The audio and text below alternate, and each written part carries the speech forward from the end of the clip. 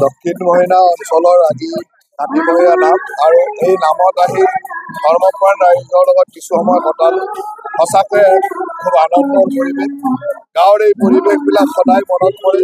যেতিয়াই গাঁৱলৈ আহোঁ তেতিয়া এনেকৈ ৰাইজৰ লগত কিছু সময় কটাই আনন্দ অনুভৱ কৰোঁ।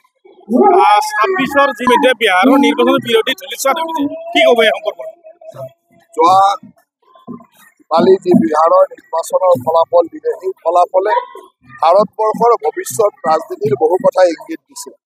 ভাৰতবৰ্ষৰ ৰাজনীতিত যে কোনো ব্যক্তিৰ স্বাধীনতা বা যি পৰিয়ালতান্ত্ৰিক ৰাজনীতিৰ যে কোনো প্ৰাধান্য নাই, সেই কথাটো বিহাৰৰ ৰাজনীতিয়ে প্ৰমাণ কৰিছে।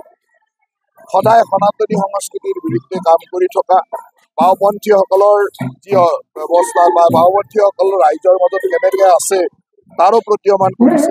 গতিকে মই ভাবোঁ যে যোৱা বিহাৰৰ নিৰ্বাচনে আমাৰ নেতা মোদী ডাঙৰীয়াৰ জনপ্ৰিয়তাক দেখুৱাইছে। গতিকে এই কথাবিলাকে ভৱিষ্যতৰ এটা ভাল দিনৰ ইংগিত দেখুৱাইছে। নমা বা মহিনা নতুনকৈ সংলগ্ন হৈছে নলবাৰী অঞ্চলটো নতুনকৈ আমাৰ সমষ্টিৰ অন্তৰ্গত হৈছে। যোৱা লোকসভা নিৰ্বাচনৰ সময়তে এই অঞ্চলৰ ৰাইজে আমাৰ দলক যথেষ্ট মৰম কৰিছে, এইবাৰো মৰম কৰিব বুলি বিশ্বাস আছে।